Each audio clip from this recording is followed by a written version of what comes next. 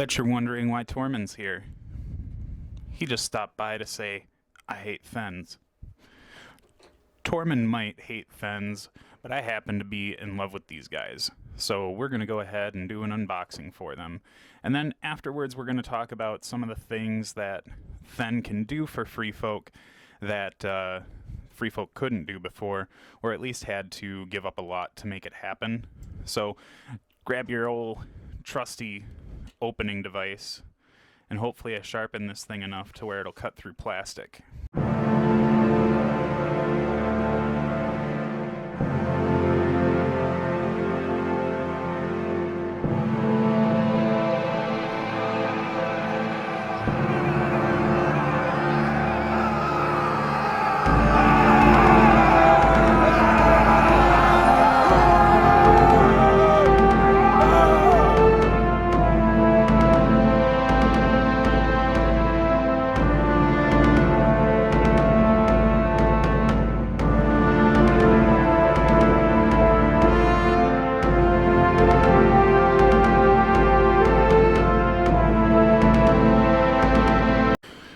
So it's unfortunate that they've decided to make this box without the 4 unique sculpts like they have been recently.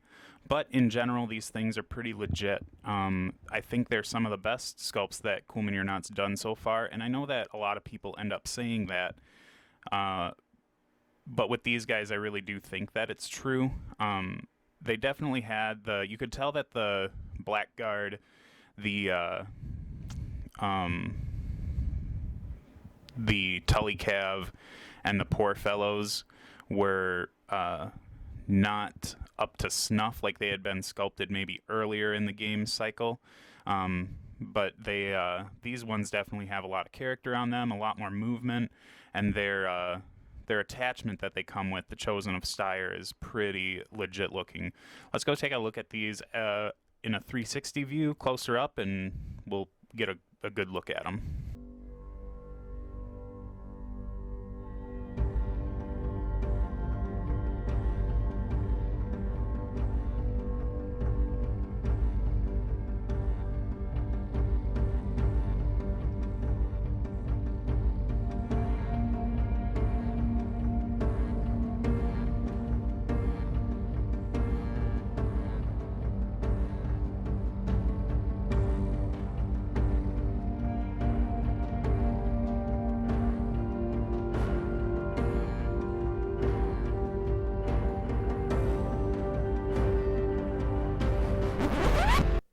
Get out of here, Tormund.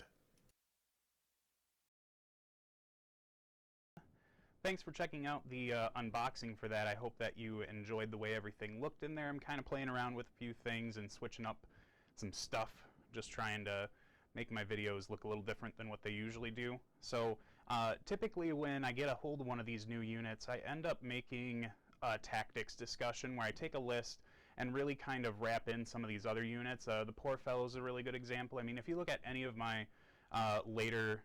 latest tactics videos, they all seem to be scrunched around releases and trying to figure out how to wrap them into lists to make them work for you. I'm not going to stop doing that, but what I want to do instead right now, or what I want to do to try and like tease apart a few things further on units, is to discuss them on their own and just try and figure out how we can apply them to other places. So for the Thenn, they come in at 6 points, which ties in with the followers of Bone. They also have the same attack stat for decay at least, so it goes 8, 5, and then 3. They hit on 4s instead of 3s, and then they trade Horrific Visage for 2 amazing abilities. The first one for them is Taunt, and that's really just if a unit is within short range of you, or an enemy unit, sorry, is within short range of you. When they activate, they have to take a morale test if you use this as an order, and if they fail, they have to charge you. This is a really legit ability. I think when it first came out, people were really stoked about it, thinking that it was kind of maybe the showcase of their card. 6 inches, or the short range on it, isn't really super happy for me. Like, I don't like the range on it.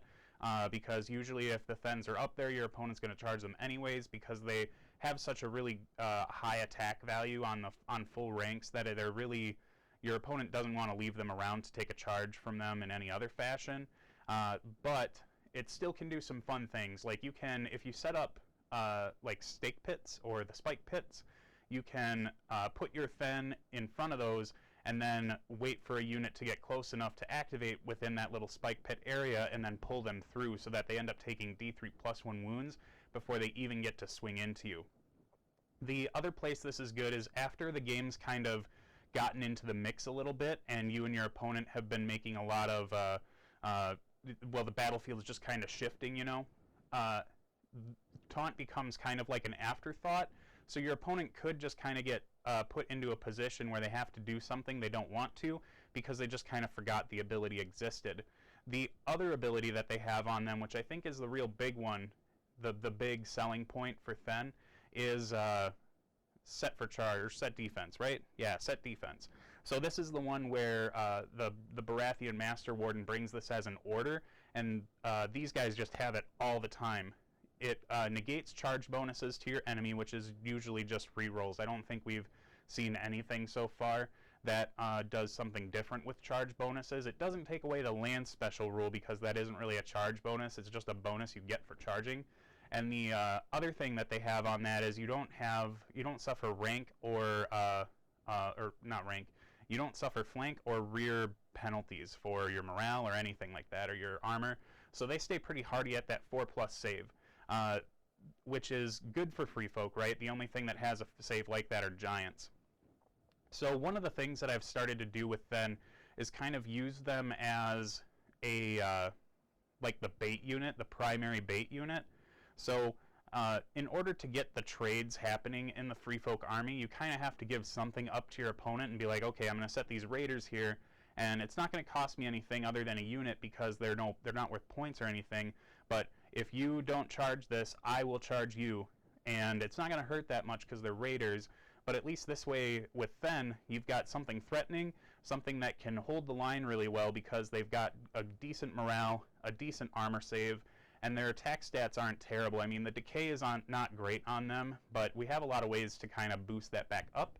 And so that's kind of where I see Thenn folding into a lot of my free folk lists. I feel like they are going to be just as impactful, not quite as impactful, but just as impactful as the Cave Dweller Savages were for free folk when they first came out. They give them a really solid option to do things that they weren't doing as effectively or efficiently before. The list that I've decided to start working with is I wanted to use Tormund with these guys. I had said for the longest time I wasn't going to do anything with Tormund until the Thenn came out, because I did think that they were going to do something good for them. I think it would just be, or they were going to do something good for him. I thought that it would just be really funny that Tormund's the one who hates Thenn, but then the Thenn end up doing really good stuff for him. However, I don't want to put Tormund in the Thenn unit because the Thenn want to take charges. They don't always want to be giving them out. So what I've done with the Tormund list is I've decided to put Tormund in a unit of Followers of Bone. And I know that a lot of people are down on them, and I'm not the biggest fan of them either, but when it comes to concentrated attacks that hit accurately, they're really the only unit that we can count on for that, for consistency. And with Tormund charging, giving Vulnerable out, and then having the Overrun ability, if you get any of the unit whittled down first that you're charging into, the Followers of Bone kind of make it so that Tormund is more likely to get an overrun off and then kind of smash into another unit and do a ton of damage. So Followers of Bone stay with him. I am bringing one unit of Thenn Warriors along with the Chosen of Styre. And with the Chosen of Styre, I think he's going to be a really big unit for free folk, or a real big attachment for free folk as well. He just has the Intimidate ability, and that just says when the unit activates, they get to weaken a unit within long range. Now, I've seen some free folk players end up throwing multiples of these in their list, and even if they're not using Thenn, right, because the survivability of free folk's pretty low, even when you are looking at something like Thenn Warriors. But with the Chosen of Styre, you can make sure that your units last longer, and you can kind of shut off some of these weird things like Critical Blow, or not make it as impactful, hopefully. I know I've rolled it plenty of times where I'd say, re-roll those hits on these Sworn Brothers, and then they end up getting 2 more hits because they ended up throwing more crits. But the Chosen of Styre is only showing up once in this list just because of points right now, and I'm really going to be taking this one unit of Thenn, weakening what I can, and putting them in the middle to cause a bunch of havoc and make sure that I can set people up for Tormund. I'm also bringing one unit of Cave Dweller Savages along with Harma, the attachment, and that's really just to give me a nice strong flanking unit that can also get things up to where they need to be. Think of taking the Thenn and putting them within short range of Harma. She goes off and does her own thing, but then the Thenn get that little boost forward to get there. And if you're taking the maneuver position as well, you can get those guys moving even further. So the other units that I'm taking is just 2 Free Folk Raiders with Raid Leader. They're still a solid choice, and with the Thenn now, I can kind of use them to just kind of harass things or tie things up or grab objectives. And the last unit that I bring with me is a unit of Free Folk Trappers. And I don't know how necessary these are in here. I need to do some testing with some other lists that I have to see kind of how everything shakes out. But for right now, I'm giving it a shot, and so far it's been all right, but I could see them be doing something different. The other thing that's different with this list from what I would normally do with Tormund is I'm running 3 NCUs in this one. First of all is Styre. I don't think there's ever going to be a list I build without him in it. He's too good for free folk. Well, he's not too good for free folk, he's just really good for free folk. He takes a lot of things that don't really put out a lot of damage and make it so that at least we're guaranteed that panic check, at least that. So if we do something like that though with Tormund and start influencing his unit, that overrun becomes a lot more of a reality because we're sundering, and we have that D3 extra wound. So they can do quite a bit with Styre in there. Even Free Folk Raiders can do a lot with them. Just do anyone can get that extra bump and we'll always find a use for it. The other NCU I'm bringing is Mance Raider. We don't have any real focus on the tokens, which I know you can definitely do. Taking things like Cave Dweller Savages or just running a bunch of Chosen of Styre because they don't have to have any stipulations to get that out there. Like the Cave Dweller Alpha needs to charge in order to panic a unit. But with Mance, we not only get access to tokens when we might not normally have them, but even just influencing one unit to make them a little slower can really chunk up your opponent's plans. And if you happen to start stacking tokens on them, he just gets downright devastating. The last NCU is kind of a wishy-washy one. There's 3 choices we have left for NCUs that can go in here. In my current list, I'm playing with Craster because I like the healing on a lot of my elite units, and Tormund's cards are really good for this list, so I want to try and find those as quickly as possible. But given that Harma's in here, and that we want to be taking the maneuver position often, I could see putting Val in here just to get Thenn a little further up the table or try and get some flanks. I mean, she's always going to be good, but with some of the things that have been happening lately, especially Styre, she kind of gets bumped down on that priority list for me. The other one, and this is more of like a future thing, right? I'm looking at starting to put Ygritte in my lists, and I was really down on her too, but then when I saw Walder Frey, I was thinking maybe that might be something I want to do. Or when I had seen Jack and Hagar, that was another one where I wanted to try and make sure that I was getting her in there to at least make the choice hard for my opponent on whether they want to pitch a card or kill the attachment, because I can kind of wait on her and use that when I need to, and then not have to worry about that those negatives really affecting me. So the Neutral Box 2 hasn't come out yet, or Neutral Hero Box 2 hasn't come out yet. But it is something that I'm looking forward to trying to test against and see if Ygritte really can do something or if she's just going to be committed to the shelf for an unknown period of time. But that's the list that I'm running. I think I did a article for On the Table Gaming that had a list very similar to this. It's not that one is better or worse than the other. They're just minor tweaks that can change up how you decide to work with the list. I think the other one has a little bit more of a focus on token production, and with that, Mance can do a lot of work when you're starting to stack all of those tokens up. So no one list is better than the other, they're just different, and the Thenn can really bring a lot to the Free Folk army, and I don't think there's any list that would really not like having them. I mean, if you're playing like if you're going wide, right, and you just play Raiders, then that's when you might want to not drop Thenn in there because they do take a lot away.